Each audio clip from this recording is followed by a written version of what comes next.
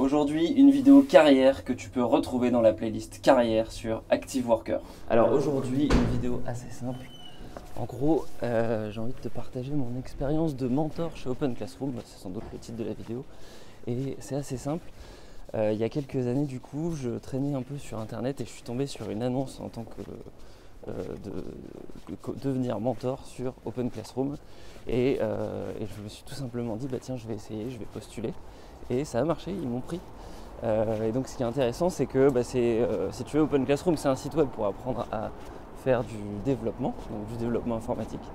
Et concrètement, ce qu'ils font, c'est qu'en fait, tu as tout plein de cours gratuits. Tu peux accéder et apprendre à faire des sites web, à faire du Java, etc. Enfin, moi, je ne connais plus le détail de leur catalogue exact, mais grosso modo, ce qu'ils font, c'est qu'ils font en plus des cours, en fait des diplômes payants qui vont être chapeautés par des mentors.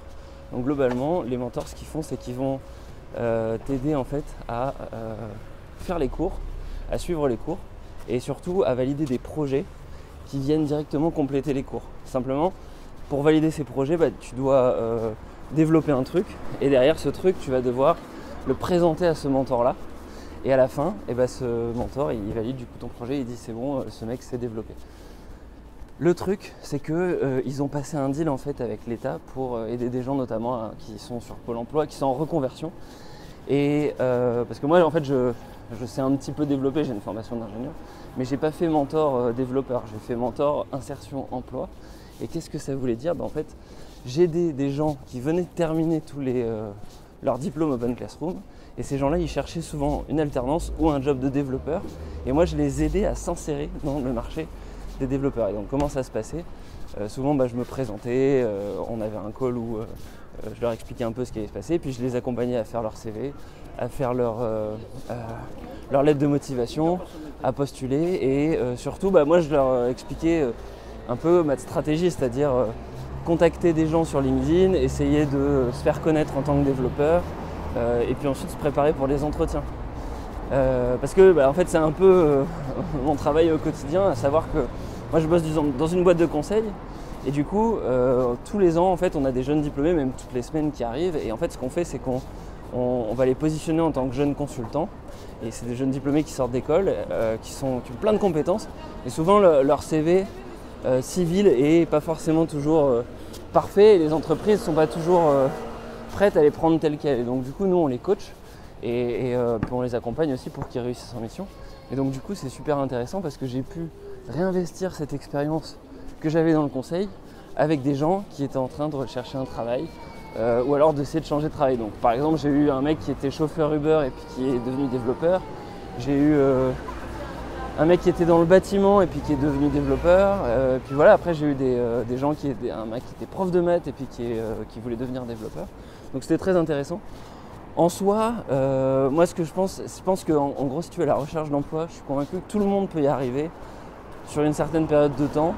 Et là ce service que proposait du coup Open Classroom à ses étudiants finalement, c'était un peu un booster. C'est-à-dire qu'en gros, moi directement j'allais les aider à accélérer sur des points particuliers pour aller plus vite sur le marché de l'emploi.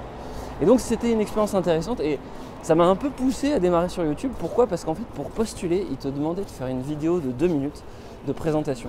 Et moi, je trouvais l'opportunité intéressante. Et du coup, j'ai fait cette vidéo-là, en gros. Et c'est mine de rien, en fait, faire une vidéo de 2 minutes sur toi, c'est très court. Donc, il faut le préparer. Du coup, je me suis mis à scripter un petit truc. Et j'ai trouvé l'exercice intéressant. Je me suis dit, en fait, peut-être que je pourrais tout simplement faire la même chose sur YouTube, mais avec des idées différentes que juste mon pitch à moi. Et voilà. Et donc cette expérience, en fait, en y repensant, c'est un peu un des premiers side hustle, si on peut dire, que j'ai fait. Un side hustle, c'est un petit projet que tu fais à côté de ton travail, sur le side, et qui te permet du coup d'accumuler à la fois de la compétence et en même temps de gagner un petit peu d'argent à côté. Donc voilà, c'était une expérience intéressante. N'hésite pas à aller voir, je ne sais pas s'ils le font toujours, Open Classroom, mais tu peux aller sur leur site et dans la rubrique emploi, ils recrutent de temps en temps des mentors. Et voilà, moi je voulais te partager cette petite expérience-là. Si le side hustle, le concept du side hustle, ça t'intéresse, c'est beaucoup plus large que juste faire un mentor pour pour un site comme Open Classroom. Et il y a un groupe Facebook qui s'appelle Side Hustle France, tu peux aller dessus et c'est Dimitri Carlet qui a lancé ça et c'est super, il y a plein de conseils. Ils ont aussi une page avec pas mal de bouquins que je mettrai en commentaire.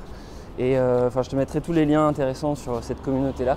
C'est vraiment des gens chouettes et voilà, si jamais tu as envie de découvrir de nouvelles choses, c'est un concept intéressant. Et on refera, je pense, une vidéo sur ce concept de Side Hustler. Là, c'était un peu la première vidéo sur ce sujet-là. Voilà, bah écoute, je te dis à la prochaine. Ciao, ciao.